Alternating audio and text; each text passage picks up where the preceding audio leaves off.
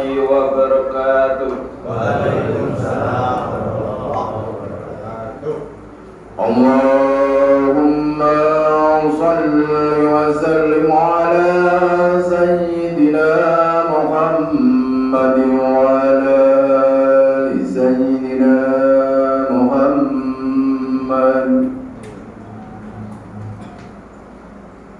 Allahu Akbar, Allahu Akbar, Allahu Akbar, Allahu Akbar, Allahu Akbar, Allahu Akbar, Allahu Akbar, Allahu Akbar, Allahu Akbar. Walillahil hamd. Innal hamdalillah nahmaduhu wa nasta'inuhu wa nastaghfiruhu wa na'udzu billahi min shururi anfusina wa min sayyiati a'malina. May yahdihillahu fala mudilla lahu wa may yudlil fala hadiya lahu. Asyhadu an la ilaha illallah wahdahu la syarika lahu wa asyhadu anna Muhammadan abduhu wa rasuluh. Allahumma salli wa sallim ala sayyidina Muhammad wa ala alihi wa sahbihi ajma'in. Ya ayyuhalladzina amanu ittaqullaha haqqa tuqatih wa la tamutunna illa wa antum muslimun. A'udzu billahi minasy syaithanir rajim. Ya ayyuhalladzina amanu kutiba 'alaikumus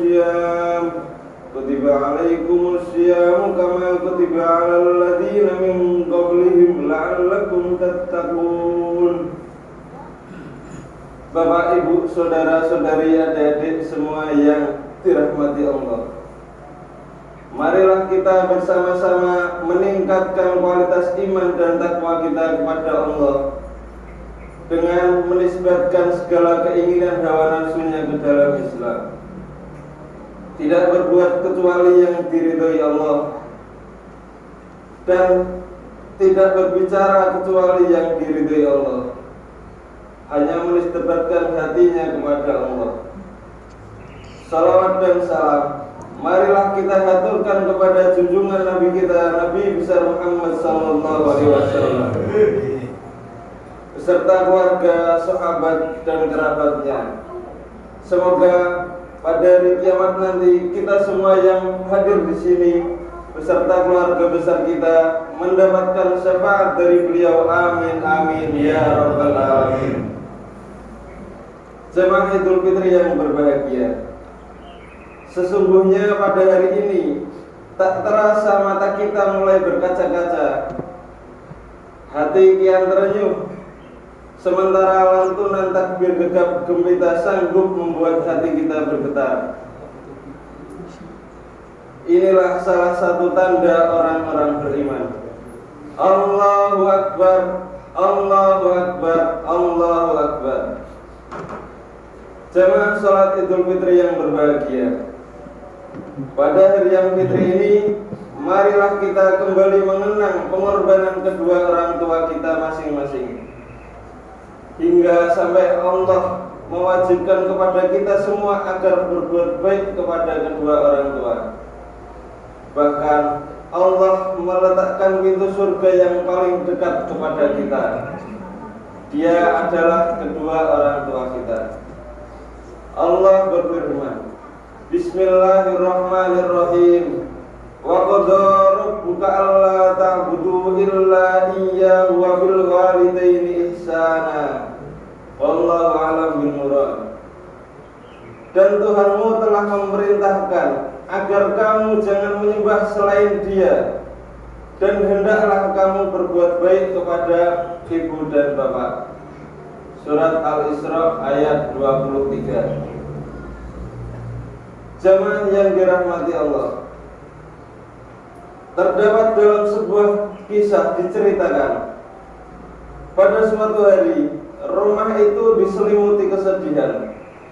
Seorang pemuda yang terkenal soleh dan berbakti kepada ibunya tengah berbaring di atas kasur. Ia tengah mengenggam rawak nyawa sehingga kematiannya. Pemuda tersebut masih dalam usia emasnya, belum genap 30 tahun dalam menjalani hidup di dunia ini.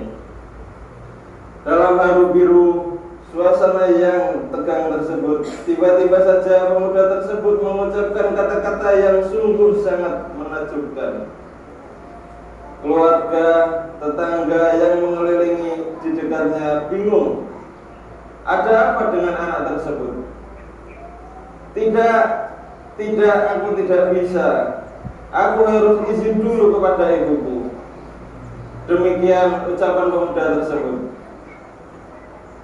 Di tengah kebingungan keluarga dan orang-orang yang menyaksikan kejadian tersebut, salah seorang di antaranya bergegas memanggil ibu pemuda tersebut.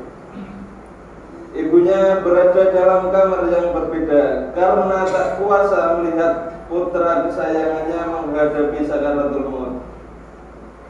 Anak emasnya yang sangat patuh dan mencintainya tersebut menjelang ajal yang semakin dekat. Lihatlah anakmu. Ia terus-menerus mengucapkan kalimat-kalimat yang aneh, teriak salah satu seorang sambil mengajak sang ibu. Tak berpikir lama, sang ibu langsung menghampiri anaknya. Di dalam kamar, tampak sang pemuda mulia tersebut mengeluarkan buliran keringat yang berkilau, terkena lampu bak mutiara.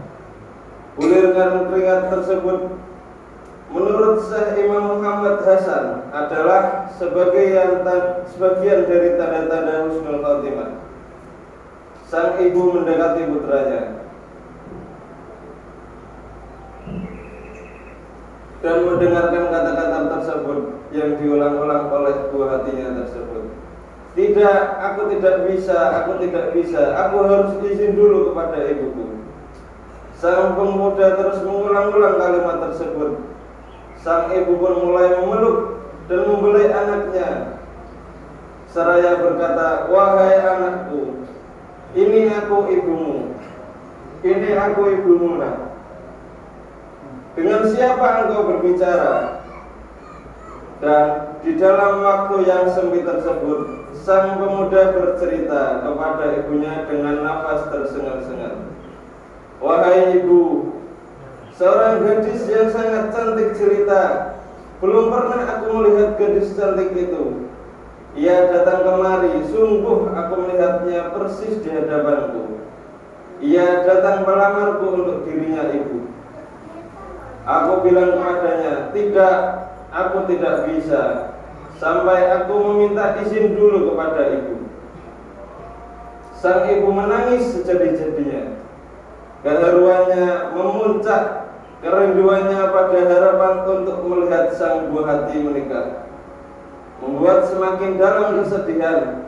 Namun sang ibu berusaha tegar dan segera menyadari dengan siapa putranya yang sangat berbakti tersebut berbicara.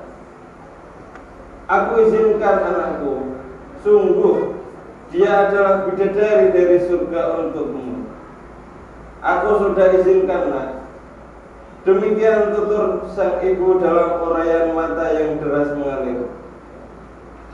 Tak lama kemudian, sang pemuda soleh tersebut meninggal dunia dalam pelukan sang ibu.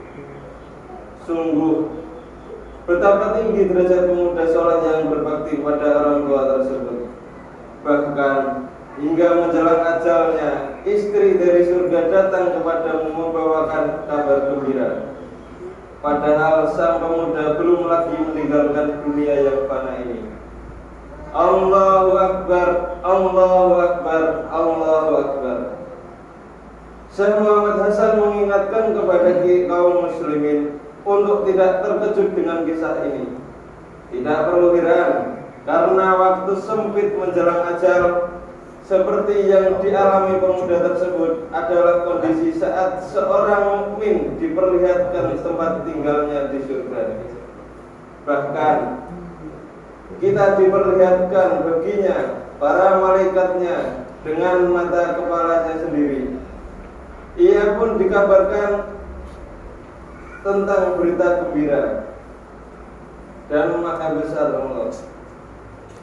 Allah berfirman, sesungguhnya orang-orang berkata, Rabb kami adalah Allah. Kemudian mereka beristiqomah dengannya. Maka para malaikat akan turun kepadanya seraya berkata, janganlah kalian takut. Para ulama menafsirkan terhadap ayat ini, ada yang mengatakan malaikat menyatakan hal tersebut sesaat sebelum ajal seperti kisah pemuda yang berbakti ini. Namun ada pula yang berpendapat tatkala mereka keluar dari kubur, janganlah kalian takut dan janganlah bersedih.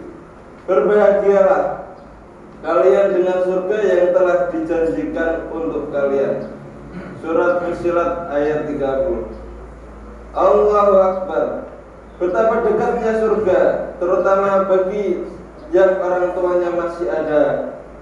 Berikan yang terbaik untuk orang tua kita. Janganlah menunggu sisa anak dan istri. Dahulukan orang tua kita.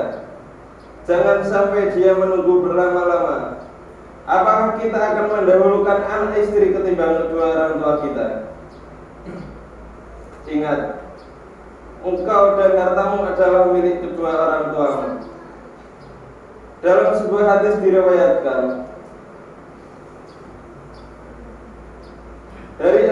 dari Jabir bin Abdillah, ada seorang berkata kepada Rasulullah, ya Rasulullah, sesungguhnya aku memiliki harta dan anak, namun ayahku mengambil habis hartaku.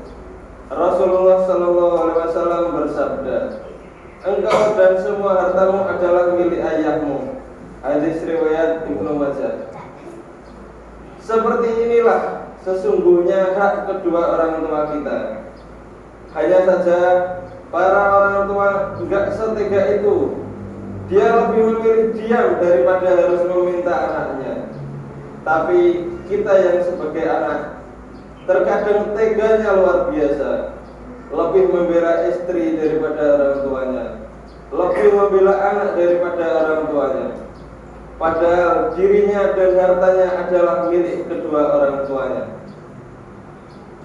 Mudah-mudahan kita digolongkan menjadi orang-orang yang berbakti kepada orang tua dan mendapatkan ridhonya. Amin. Bismillahirrahmanirrahim. Wal 'asri innal insana lafi khusrin illa alladziina aamanu wa 'amilus shalihati wa tawashaw bil haqqi wa tawashaw bis sabr. Barakallahu li wa lakum fil Qur'anil 'azim wa nafa'ani wa iyyakum bima fihi minal ayati wa dzikril hakim. Wa qur rabbighfir warham